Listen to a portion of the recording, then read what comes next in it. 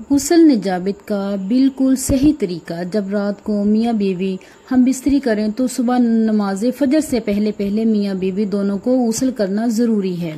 غسل جنابت کرنے کا صحیح طریقہ یہ ہے کہ بسم اللہ الرحمن الرحیم۔ غسل کی فضیلت پر ایک واقعہ یہ ہے کہ ایک شخص نے رسول اللہ صلی اللہ علیہ وسلم سے پوچھا کہ اگر کوئی شخص جنابت جمع یا احتلام کی حالت میں صبح کرے تو کیا اس کا روزہ ہوگا؟ اس پر نبی کریم صلی اللہ علیہ وآلہ وسلم نے فرمایا کہ اگر وہ شخص غسل کر لے تو اس کا روزہ ہو جائے گا، اور اگر غسل نہ کرے تو اس کا روزہ نہیں ہوگا۔ اس سے معلوم ہوتا ہے کہ غسل کرنا کتنا ضروری ہے اور اس کی کتنی فضیلت ہے۔ غسل کی فضیلت کے بارے میں کچھ باتیں آپ کو بتاتی ہوں۔ غسل ایک ایسا عمل ہے جس سے جسم اور روح دونوں پاک ہوتے ہیں۔ غسل کرنے سے گناہ معاف ہو جاتے ہیں، جیسا کہ ایک حدیث میں ہے کہ جو شخص اچھی طرح غسل کرتا ہے وہ اپنے گناہوں سے اس طرح پاک ہو جاتا ہے جیسے وہ ابھی ماں کے پیٹ سے پیدا ہوا ہو۔ غسل کرنے سے انسان عبادت کے لیے تیار ہوتا ہے اور نماز پڑھنے کے لیے پاک صاف ہو جاتا ہے۔ غسل جمعے کے دن کرنا سنت ہے۔ غسل کرنے کے فرائض میں کلی کرنا، ناک میں پانی ڈالنا اور پورے بدن پر پانی بہانا شامل ہے۔ غسل کے بعد انسان ایک نئی زندگی اور خوشی محسوس کرتا ہے۔ غسل کرنے سے دل صاف اور منور ہوتا ہے۔ غسل کرنے سے انسان کے اندر ایک نئی توانائی اور جوش پیدا ہوتا ہے۔ غسل کرنے سے انسان اپنے آپ کو ہلکا اور صاف ستھرا محسوس کرتا ہے۔ غسل ایک ایسی عبادت ہے جس میں روح اور جسم دونوں کی پاکیزگی شامل ہے۔ اس لیے ہمیں چاہیے کہ ہم غسل کو اپنی زندگی کا حصہ بنا لیں اور اس کی فضیلت سے فائدہ اٹھائیں۔ جنابت کیا ہوتا ہے؟ غسل جنابت کا مسنون طریقہ، جب رات کو میاں بیوی ہم بستر ہوں تو صبح کو نماز فجر سے پہلے اور اگر دن میں یہ عمل ہو تو اگلی نماز سے پہلے میاں بیوی دونوں کو غسل کرنا ضروری ہے۔ جنابت یا جنوبی ہونا کہتے ہیں۔ غسل جنابت کرنے کا مسنون طریقہ درجہ ذیل ہے۔ سب سے پہلے نیت کر کے بسم اللہ الرحمن الرحیم دونوں ہاتھ دھوئیں، پھر شرم گاہ کو دھویا جائے، خواہ اس پر نجاست لگ گئی ہو یا نہ لگی ہو۔ پھر مکمل وضو کرنا چاہیے۔ پہلے دائیں کونے تک 3 بار پانی بہائیں، پھر بائیں کندھے پر 3 مرتبہ پانی بہائیں، اس کے بعد سر پر 3 مرتبہ پانی ڈالیں، رگڑ کر سارے اعضاء کو دھو لیں۔ قبلہ رخ غسل نہیں کرنا چاہیے۔ ضرورت سے زیادہ پانی نہیں بہانا چاہیے۔ تنہائی میں غسل کرنا چاہیے۔ اگر غسل میں پانی جمع ہو جائے تو غسل کرنے کے بعد وہاں سے تھوڑا ہٹ کر اپنے پاؤں صاف کرنے چاہیے۔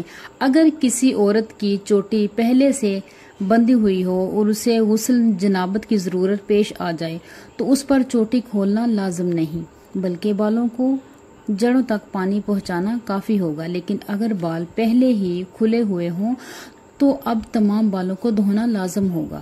اگر کسی مرد نے لمبے بال رکھ کر چوٹی باندھی رکھی ہو تو غسل جنابت کے لیے اس کو چوٹی کو کھولنا واجب ہوگا۔ محض بالوں کی جڑوں کو تر کرنا کافی نہیں ہوگا۔ اگر دانت کھوکھلے ہوں اور ان میں کھانا وغیرہ پھنس گیا ہو یا ناک میں رطوبت بھری ہوئی ہو، اسے نکالنا بغیر بھی غسل صحیح نہیں، لیکن بہتر ہے کہ دانت اور ناک اچھی طرح صاف کر کے ہی غسل کرنا چاہیے۔ اگر ناک میں رطوبت سوکھ کر چپک گئی ہے، ناخنوں میں آٹا بھر کر سوکھ گیا ہے یا بدن پر کوئی چیز لگی ہے تو کھال تک پانی پہنچنے سے مانی ہے، تو ان چیزوں کو صاف کیجیے۔ بغیر غسل درست نہیں ہوگا۔ جس سے منہ میں مصنوعی دانت کی بتسی لگی رہے ہو تو غسل کے لیے بتسی باہر نکالنا ضروری نہیں ہے، البتہ بہتر یہ ہے کہ دانتوں کو نکال کر قلم اور کاغذ اور گرگرارا کیا جائے۔ اگر دانتوں کو ہلکے کی وجہ سے ان کو سونے چاندی تاروں سے باندھ دیا گیا ہو یا کھوکھلے دانتوں میں مسالہ باندھ دیا گیا ہو تو ان کو نکالنا غسل کے لیے ضروری نہیں ہے، محض اوپر سے کلی کرنے سے غسل درست ہو جائے گا۔ تنہائی میں غسل دوسروں کی نظر پڑنے کا خطرہ نہ ہو۔ ننگے ہو کر غسل کرنا درست ہے، تاہم اس وقت بھی تہ بند وغیرہ باندھ کر غسل کریں تو زیادہ بہتر ہے۔ غسل خانہ اگر کچا ہے اور اس میں پانی جمع ہو جاتا ہے تو وہاں پیشاب کرنا مکروہ ہے اور تحریمی ہے۔ احادیث طیبہ میں اسے نسیان اور وسوسہ کا سبب بتایا گیا ہے۔ غسل خانہ اور بیت الخلاء میں بلا ضرورت بات چیت نہیں کرنی چاہیے، لیکن ضرورت پڑ جائے تو بات چیت کی اجازت ہے۔ مثلاً کسی ضروری بات کا جواب دینا ہو تو یہ منع نہیں۔ ناف کے سوراخ کے اندر پانی بھر جانا غسل کی تکمیل کے لیے ضروری ہے۔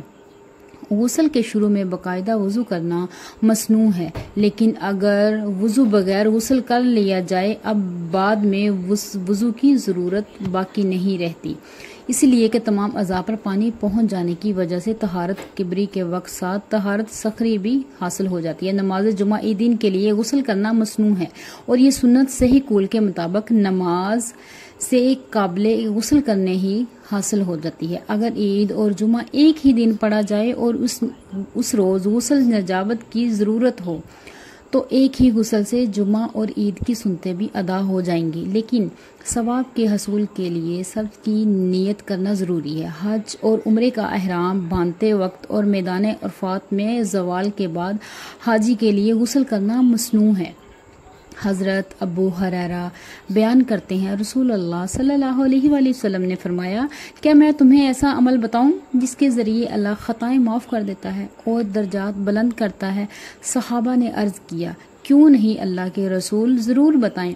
آپ صلی اللہ علیہ وآلہ وسلم نے فرمایا، ناگواری کے باوجود مکمل طور پر وضو کرنا، مساجد کی طرف سے زیادہ قدم چل کر جانا اور نماز کے بعد دوسری نماز کا انتظار کرنا، یہی سرحدی چھاؤنی کی حفاظت ہے۔ حضرت ابو ایوب جبر اور انس سے روایت ہے کہ جب یہ آیت، اس میں ایسے لوگ ہیں جو اس بات کو پسند کرتے ہیں کہ پاک صاف رہیں، اور اللہ تعالیٰ صاف رہنے والوں کو پسند کرتا ہے۔ رسول اللہ صلی اللہ علیہ وآلہ وسلم نے فرمایا، انصار کی جماعت، اللہ نے پاکیزگی کے بارے میں تمہاری تعریف کی ہے، تمہاری پاکیزگی کیا ہے؟ انہوں نے عرض کیا، ہر نماز کے لیے وضو کرتے ہیں، غسل جنابت کرتے ہیں اور پانی سے استنجا کرتے ہیں۔ تو آپ صلی اللہ علیہ وسلم نے فرمایا، بس یہی وجہ ہے، چنانچہ تم اس کی پابندی کرو۔ رسول اللہ صلی اللہ علیہ وآلہ وسلم نے فرمایا، تم میں سے کوئی ایسے غسل خانے میں پیشاب نہ کرے، پھر وہ اس میں غسل کرے یا وضو کرے، کیونکہ زیادہ تر وسوسے اسی پیشاب سے ہوتے ہیں۔ دعا ہے کہ اللہ تعالیٰ میرا سننا اور آپ کا سننا اپنی بارگاہ الہی میں قبول و منظور فرمائے، آمین ثم آمین۔ کمنٹ باکس میں اللہ تعالیٰ کے 99 ناموں میں سے صرف ایک نام ٹائپ ضرور کریں۔ شکریہ، جزاک اللہ۔